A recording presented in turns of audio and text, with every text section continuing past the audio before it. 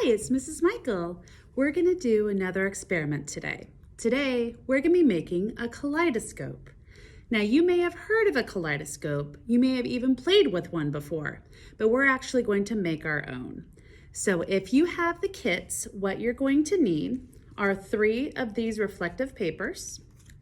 You're going to need the little cup with the lid. You'll notice the cup has a hole in it and the lid has a hole in it. There's a reason for that. You'll need a bunch of the beads, the little pony beads, and you'll need the nail. You'll also need some tape. If you did not get a kit, but you want to do the kaleidoscope, which I definitely recommend, all you need to do is get some harder paper. So like some cardstock or some index cards and some aluminum foil, and you can just wrap them around so that you have 3 long strips. They don't need to be incredibly long. This is only about maybe 4 inches long. So the first thing that you're going to do is you're going to take your 3 strips of reflective paper. You're going to put them down, reflective side down, so it just looks nice and white.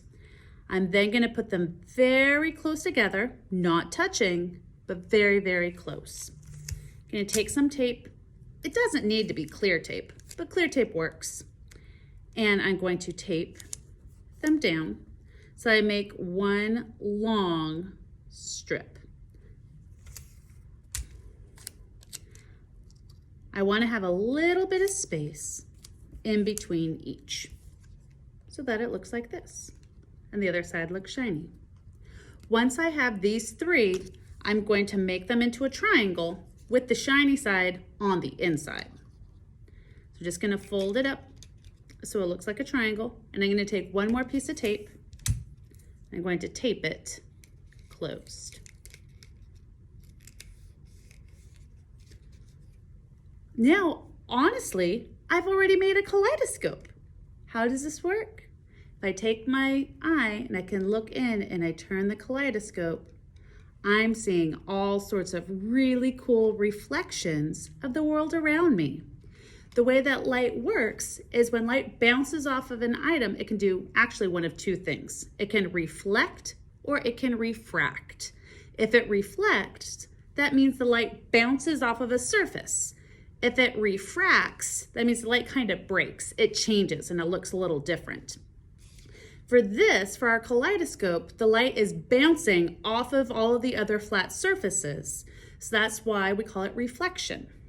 So we could be done with our kaleidoscope right now, but let's add a little bit more. So if you have one of the kits, if you take one of the cups and you put some beads in. I just took a handful of beads. You don't have to use them all. I have just a couple beads, and I'm going to put the lid on top. I'm then going to take my nail and I'm going to push it through all the way through the bottom and through the top. So I can sort of spin like this. And so if I can put it on the table, the sharp point is up. Please be careful. I'm then going to take one more piece of tape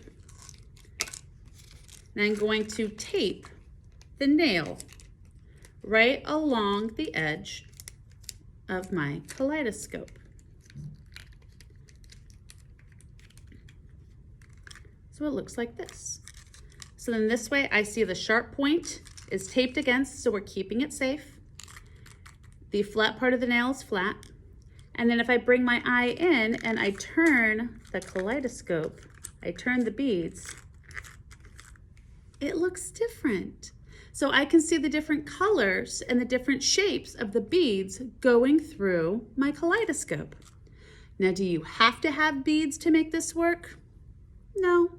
If you have glitter, if you have little toys, if you've got sequins, if you've got little Lego figures, little minifigure heads, that could work just as well. So I gave this idea to Coach Schockstad. I wanted to see how she thought about this. Let's see what her response was.